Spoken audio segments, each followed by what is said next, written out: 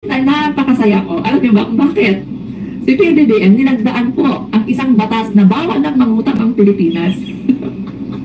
Kasi maaalala nyo, di ba? Nung si Digong ang naupo, umutang ng 6.8 trillion. Oh, grabe mga kababayan, ang laki pala ng utang ni Tatay Digong, no? 6.8 trillion daw mga kababayan. Grabe, napakalaki nito. Ito po yung pinanggastos yata na sinasabi ni Trillanes na sa COVID-19 na kung saan ay parang pinagpirahan pa daw ito mga kababayan ayon dito kay Trillanes.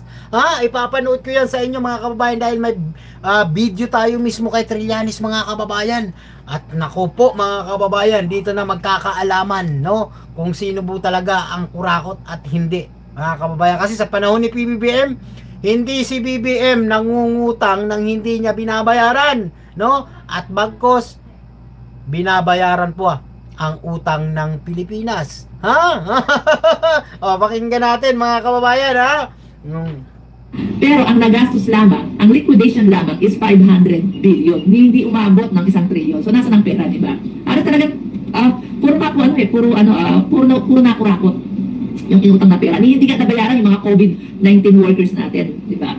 Ang nagbayad pa si PBBM nung pag-upo niya. So ngayon, eto na nilagdaan po ni PBBM yung batas na bawal ng mangutang ang Pilipinas sa ibang bansa.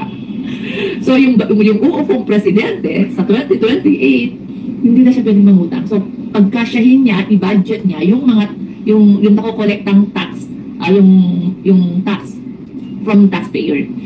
So di ba? Biruin nyo mga kababayan, ha, hindi na makakapangurakot daw ang mga susunod na uupo na presidente.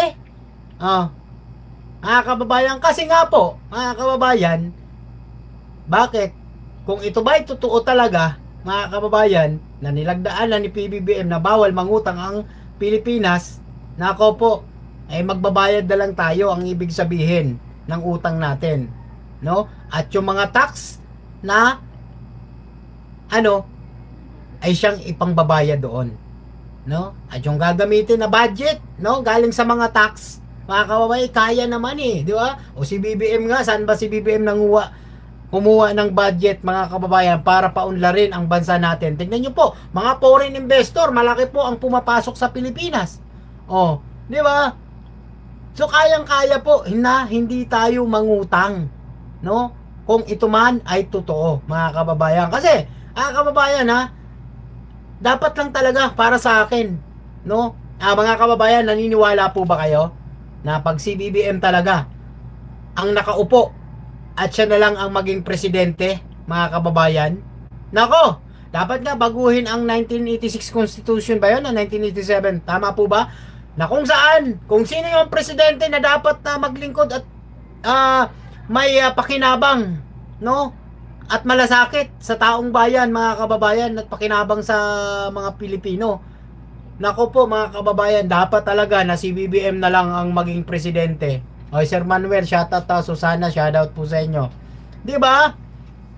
Mga kababayan, nako po, ito yung sinasabi natin na talagang pag ito'y totoo mga kababayan at nalagdaan talaga ito ng Pangulo, mga kababayan, panigurado, ang mga uupong presidente, kamot na ang ulo, mga kababayan ko. At bakit? Di ba? Dapat si BBM na lang daw ang maging presidente, galing kay Irish.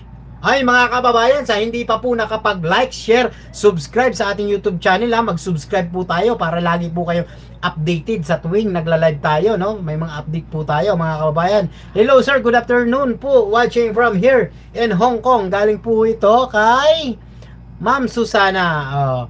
Crisanto, yan maganda, wag na umutang sa labas. Umasa na lang sa bawat buwis ng mga mamamayan. Total, madalas pa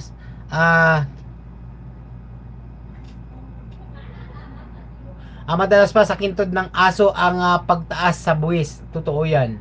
Ma'am Nancy, sana nga Papa Bin TV, PBBM na lang ang presidente natin. Yes, PBBM forever. Galing kay Sir Josie. Mga kababayan, nako, hindi magkakatotoo yan mga kababayan kung hindi tayo mananawagan na talagang kasi mga kababayan, eto sa napakarami pong nagawa na ng presidenteng Bongbong Marcos